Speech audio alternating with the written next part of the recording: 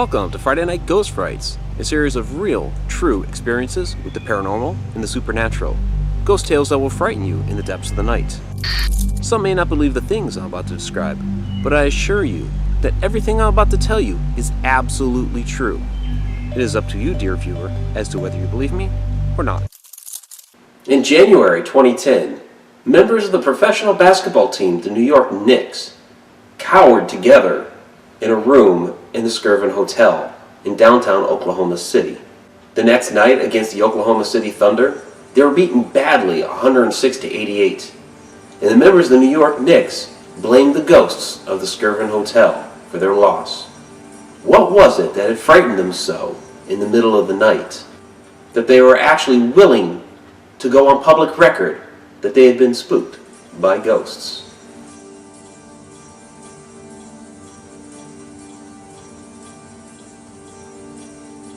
There's an assortment of paranormal activity at the Skirvin Hotel.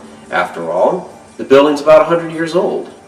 So it's not surprising when you hear that there have been apparitions of men dressed in uniforms from the hotel back during the day when it first opened. There have also been reports of apparitions of businessmen in high-tailored suits that have been walking through. People have felt taps on the shoulders with nobody there, and certain doors throughout the hotel open and close on their own. But what scared the New York Knicks that night, and the Chicago Bulls the following week, is the story and the haunting of Effie the Chambermaid of the Skirvin Hotel.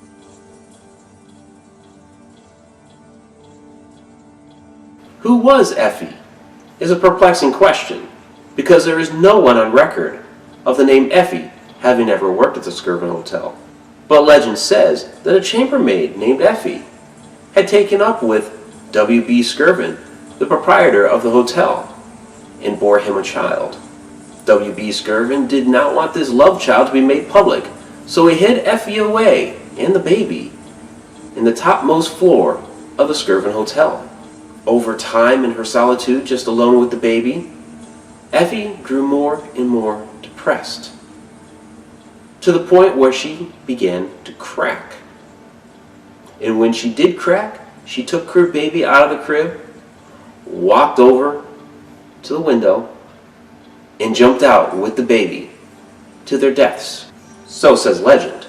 However, there is no report, no newspaper articles, no police reports, nothing whatsoever of a woman and her child jumping out of any window of the Skirvin Hotel. So where did this legend come from, and why does it exist? Now, there have been many deaths and mysteries around the Skirvin Hotel, people who have died in their rooms. One man in the early 1900s who had apparently committed suicide due to a severe illness that was greatly affecting him, but also had other connections, some nefarious, with people that may have wanted to have seen him dead. A mystery still abounds. But there was no Effie the Chambermaid that serviced any of these people. There is the account, back in the early 1930s, of a man from Dallas, a salesman, who had jumped to his death from one of the windows of the Skirvin Hotel, which a few years prior had been the topmost floor of the Skirvin Hotel until they added a couple more floors. But he was a man from Dallas, not a chambermaid that worked at the hotel. A few years later, there was a woman who did attempt to jump out of a window of the hotel. It was not the top floor, and it wasn't even the floor that had once been the top floor.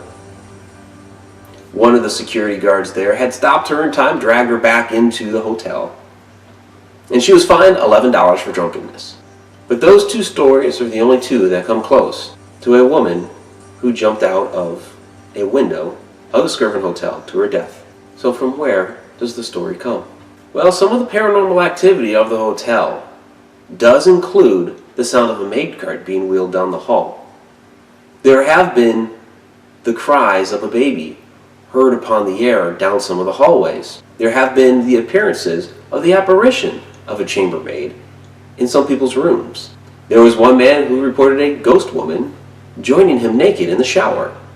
It seems that the reports of this paranormal activity of a chambermaid and a maid's cart and a baby's cry down the hallway, combined with the history of the hotel, of somebody who tried to jump out of the window.